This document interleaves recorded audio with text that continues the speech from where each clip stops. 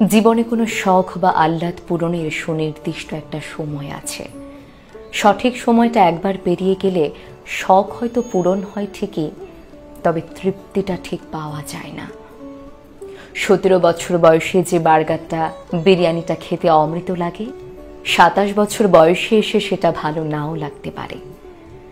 18 বছর বয়সে এসে সমবয়সী কারো সাথে শাড়ি পাঞ্জাবি পরে রিকশায় ঘুরতে ভালো লাগতে পারে। 28 যে একই কাজ করতে ভালো লাগবে তার কোনো গ্যারান্টি নেই। 19 বছর বয়সে বিশ্ববিদ্যালয়ের সেকেন্ড ইয়ারে বন্ধু বান্ধব নিয়ে বান্দরবান ট্যুর দিলে যে আনন্দ পাওয়া যাবে, 29 বছর বয়সে সেই আনন্দ নাও পাওয়া যেতে পারে। একদিন নিজের ছাদে বাগান করব, এই আশায় বসে থেকে যে মানুষটা নিজের বারান্দায় টবে কোনো গোলাপের চারা লাগালো না, ছাদ হওয়ার পর দেখা গেল সেই মানুষটার আর বাগান করার সময়ই নেই। একদিন চাকরি করে বাবা মাকে দামি দামি শাড়ি পাঞ্জাবি কিনে দেওয়ার স্বপ্ন দেখা মানুষটা চাকরি করে টাকা কামাবে ঠিকই, কিন্তু ততদিনে বাবা মা হয়ে যেতে পারে সৃষ্টিকর্তার মেহমান। জীবনের ছোটখাটো শখ আহ্লাদ খুব দামি জিনিস। এইসব জিনিসে একটা মানুষের হৃদয়কে জীবিত রাখে, সতেজ রাখে, প্রাণবন্ত রাখে।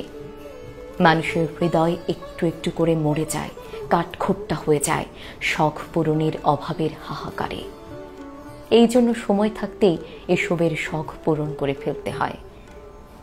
অনেক টাকা জমলে একদিন খাবো, এই চিন্তা না করে অল্প কিছু টাকা জমিয়ে এখুনি খেয়ে আসুন চিলক্সের বার্গারটা কিংবা নাজিরা বাজারের কাচ্চিটা।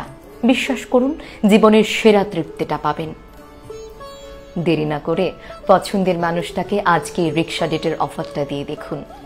রাজি হলে শাড়ি পাঞ্জাবি পরে হুট খোলা রিক্সায় বৃষ্টিতে ভিজতে ভিজতে ঢাকা শহর ঘুরে বেড়ান। পকেটে কিছু টাকা হলেই বন্ধুর ঘাড়ে হাত রেখে বলে বসুন, চল বেটা বান্দরবান যাব, আজকেই যাব, এক্ষুনি যাব, ব্যাগ গোছা, চিটাগাঙের ট্রেন ধরতে হবে। নিজের ছাদে বাগান হবে, এই আশায় বসে না থেকে ভাড়া বাসার বারান্দার টবে লাগিয়ে ফেলুন পছন্দের গোলাপের চারাটা। টিউশনের টাকায় কম দামে কিনে ফেলুন বাবা মায়ের জন্য শাড়ি পাঞ্জাবি, হোক না সুতি। শখ পূরণটাই বড় কথা। মনে রাখবেন, একদিন সব হবে।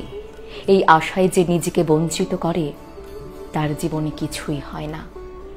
তার জীবন কাটে বিষণ্ণতা আর অতৃপ্তিতে, শেষ হয় আফসোস আর হাহাকারে। আর যাই করেন, এই ভুলটা করবেন না।